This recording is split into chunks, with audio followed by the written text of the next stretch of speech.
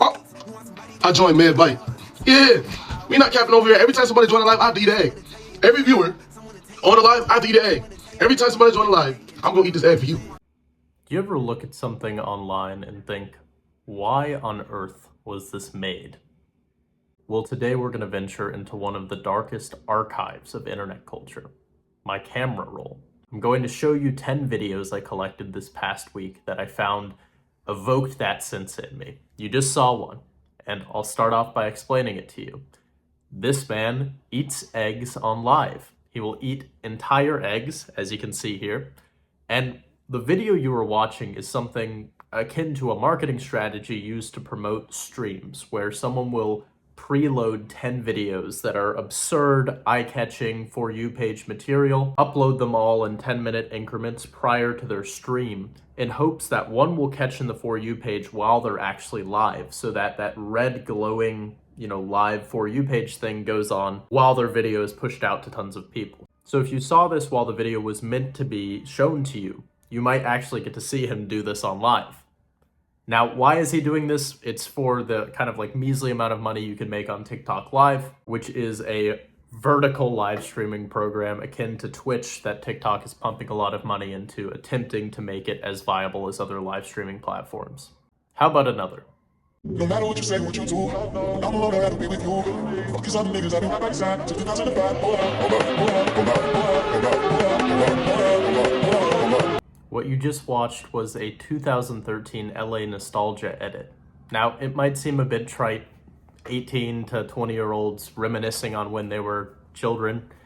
However, I do think this highlights something I find very fascinating about LA, which is, despite the glitz of movie stardom sort of moving on, it still remained a cultural hub vis-a-vis Vine and influencers migrating there at kind of the cusp of internet stardom.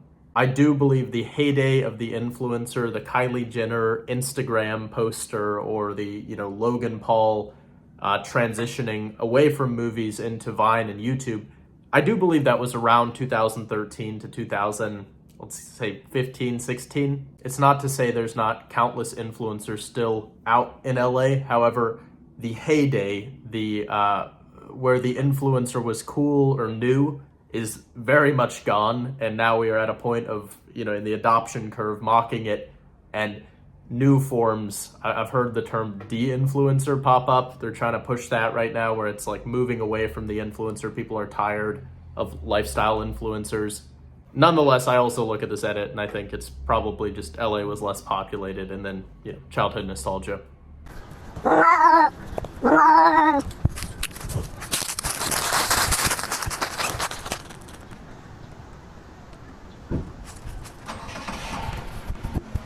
Next, we have a live stream of a POV camera on a cat.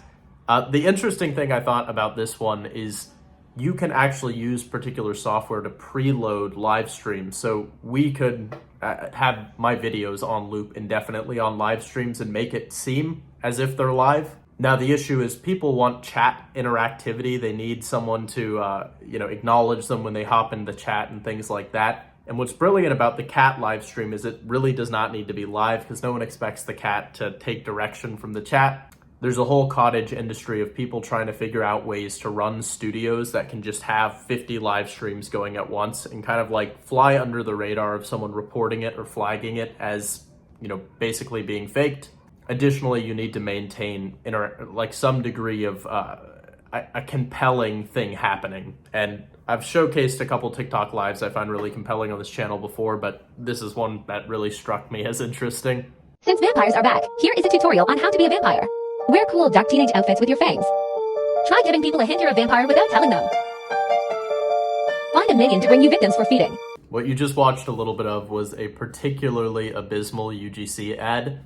I view this as a marketing budget spent at an agency poorly. There are large-scale agencies which have kind of like a clip of 100 TikTokers, and they look to, movie studios per se for large marketing budgets to just spread across all of their people, often kind of like concentrating it with some of the cheaper options who maybe don't get as many deals. And that's how you end up with just generally like out of touch, ineffective ads that I highly doubt are converting into ticket sales for the Nick Cage vampire movie that they're advertising. The other interesting tidbit I'd highlight with this is that the movie industry in particular is something that really has not figured out how to advertise on social media. It's something I have a couple projects in the works that I will talk about, but the movie industry is still in existence. It's still a very lucrative way to monetize entertainment and media, but the click between influencers and movie sales is really not there, and you get these like terrible advertising agency, like out of touch, like, oh, look at this really corny vampire video. Oh my God, it's so compelling. I'm now moved to go spend like $30 on a Cinemark, fucking multiple drinks and popcorn and blah, blah, blah, blah, blah. Anyways, UGC is fascinating to me endlessly because I work in advertising. Did any of you see that Netflix film called Don't Look Up? This fictional tale of an asteroid that's coming and the astrophysicists warn society and no one believes them? Everything I know about social media, politics, how people interact with science, and all the deniers out there, everything I know about that tells me that movie was instead a documentary. This one was probably one of the more visually compelling or just generally like clever ones I've seen or saved in the past week.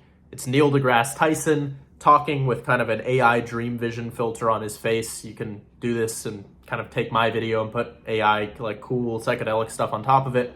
I found this one particularly funny because, you have Neil deGrasse Tyson being pedantic.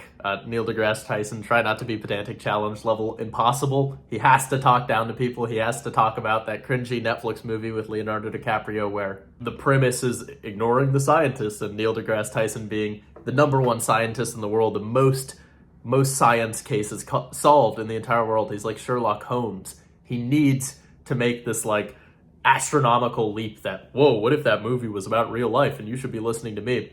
Then you have this added element of the AI fixture on the face, and I'm not an AI doomer, but that does seem to be an added bonus layer of the creator likely making AI content on TikTok, is like adding that to be like, the scientists are warning us about AI now. But I don't know, I just found the video funny.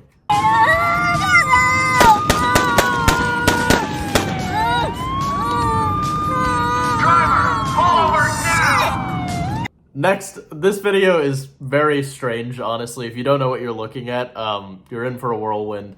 That was Dreamy Bull, an adult creator who has become the fixation point for memers online, putting his clips of, you can probably guess what might be going on in the base clip, but putting him in these outrageous situations where they'll take words he's saying and create fake storylines like, oh, this man's reacting to news that his son passed away in a car crash, and it's like him screaming.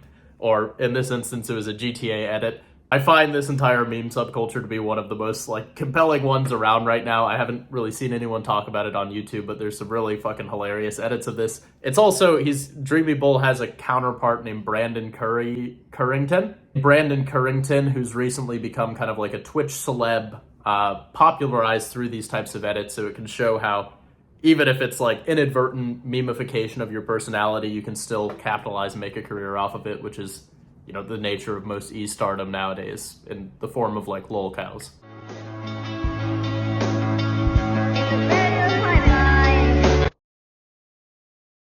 I actually explain what's going on in that video in a TikTok here, and this is really the impetus for making this video this week, is just explaining strange things online.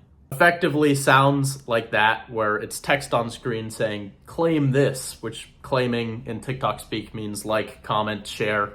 All of this will eventually be on YouTube Shorts for those of you who don't use TikTok.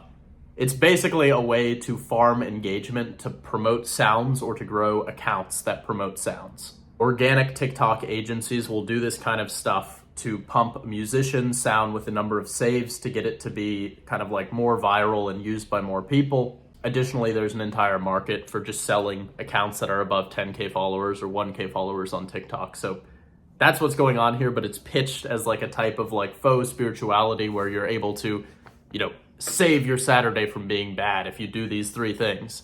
And it's very predictive, but it's fascinating to see how successful some of these can get and examine these accounts. And just, it's one of the bigger trends on TikTok right now. A stray cat with a head injury stole 100 pieces of chicken breast in 30 days, but it didn't eat a bite. I saw the cat quickly shuttle on the street, and soon disappeared from people's sight. The security guard said that an orange cat stealing chicken breast recently appeared in the community. It is not only strong and fast, but also very skillful. It looks like a habitual offender. Residents nearby also said that they often see a cat carrying a piece of chicken breast.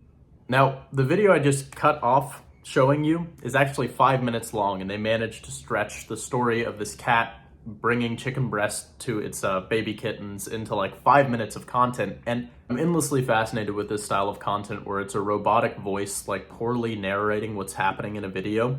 And I've seen this style of content specifically with movies going on for the past like 2 to 2.5 years on TikTok. I have two theories for what's going on here, both of which could be, explaining the majority of these types of video. But number one, this is the exact kind of stuff that BuzzFeed and Now This used to edit, where it would be like a really relatable video of a cat, picking up its babies out of a sewer, and it would be stretched into 2 minutes and posted on Instagram and Facebook with like snazzy narrations. And I would not doubt that there's like 50 companies in the world doing this type of stuff at scale, like putting out thousands of these types of videos, and we're getting the residue of that. The added theory here is that the translations always sound kind of like broken English, which makes me think these were initially Chinese videos just translated over, something that was, placed on Douyin, but then someone who does that, translating them over with Google Translate, hence like the poor translations, but it almost adds to like a compelling element to the video where it's like, you kind of like, it's hard to follow, but you do know what's going on because it's really basic storylines typically. The other explanation is that there are technologies, AI technologies, that allow computer transcripts of what's happening in a video to be created. And again, they kind of sound like broken English and they don't get it all right, which would explain why it's like this. I personally have not used this tech, but I know it's out there. There's countless examples of accounts that just operate completely off of this, and it's a way to just churn out content at scale. I think it's, again, indicative of things we're going to see more and more of, but I don't think it does that good of a job of replacing the influencer wholly. This is our first look at EA's new game Immortals of Avium that's releasing on July 20th, which if you didn't know is next up in the first-person shooter genre, especially for players who enjoy immersive story single-player games. All right, again, here we have another example of UGC. I cut this one kind of short because the ad's not that funny. I just find this one particular because they picked this character because he has a monotone voice like the Burger King foot lettuce guy. Number 15, Burger King foot lettuce. If you study this kind of stuff with a keen eye, you'll actually see characters like him recur in ads for tons of different products, universities, games. Same guy narrating and telling you why that's his favorite thing and you need to be involved with it. The reasoning behind this is that performance marketing agencies will often work for like 10 different brands and have the same people on call. They'll typically find TikTokers who are good at editing, approach them, with some like retainer deal where it's like, hey, make 10 pieces of whitelisting content for us for a brand. We'll pay you $1,000 a month. And in the instance that something sticks out about them, such as this guy's delivery, their ads will perform considerably better than the other batch of like 5 people they're having do them. But if you see this style of ad, generally it's someone who's getting paid to say this. I know it's not a huge revelation, but I just love that they do ads for like 10 different things and no one ever seems to notice that it's the same dude in every ad.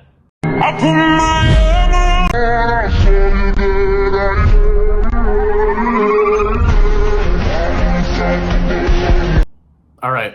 That was the last one I was going to show you. That was like an abysmal ad that just conjures like boner pill pop-up ads on spam websites. It's like 5 seconds. It almost reads like a core edit.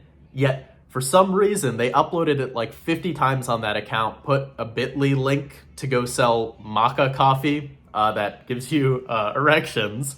And I'm sure that that type of organic marketing works for some tier of person, but just the fact that it's all these like insane subliminal images of like a mushroom growing and like those shitty medical diagrams of like blood flow and heat, I'm just kind of blown away that that's effective. But, if we know anything about Core, we know that those kind of like medley assembly of media clips in quick succession that just speak to the unconscious can be some of the most effective ways to convey an idea or a message. Drop a like, a follow, and a subscribe to claim this if that Maca Coffee ad would work on you. All right, bit of a weird one this week. I'm a bit under the weather, but something very interesting coming next week.